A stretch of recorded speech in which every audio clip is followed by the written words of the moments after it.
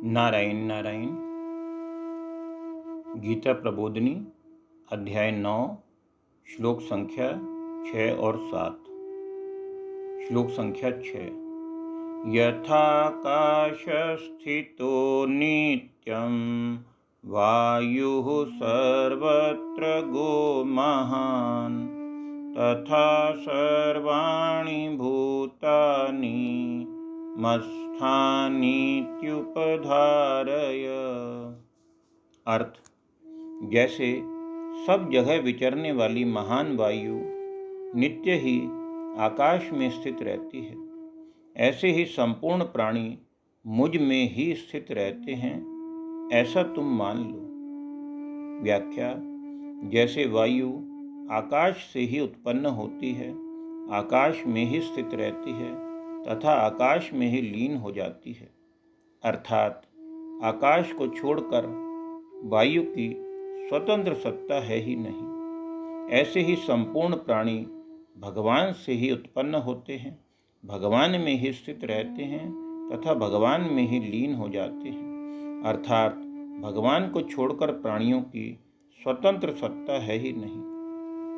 इस बात को साधक दृढ़ता से स्वीकार कर ले तो उसे सब कुछ भगवान ही है, इस वास्तविक तत्व का अनुभव हो जाएगा। श्लोक संख्या 7। सर्वभूतानि कौन्तेय प्रकृतिं यान्ति मामिकां कल्पक्षये पुनस्तानि कल्पादौ विसृजाम्यहम्। अर्थ, हे कुंती नंदन, कल्पों का क्षय होने पर महाप्रलय के समय संपूर्ण प्राणी मेरी प्रकृति को प्राप्त होते हैं और कल्पों के आदि में महासर्ग के समय मैं फिर उनकी रचना करता हूँ। व्याख्या। पूर्वोक्त श्लोक में वर्णित स्थिति न होने पर मनुष्य की क्या दशा होती है, इसे भगवान इस श्लोक में बताते हैं।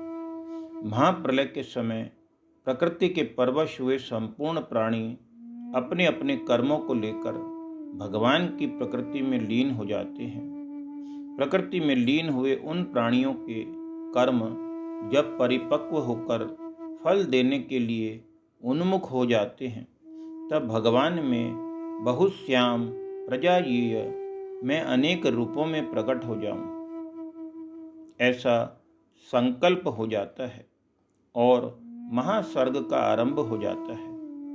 महासर्ग के आदि में भगवान उन प्राणियों के परिपक्व कर्मों का फल देकर उन्हें शुद्ध करने के लिए उनके शरीरों की रचना करते हैं। नारायण नारायण।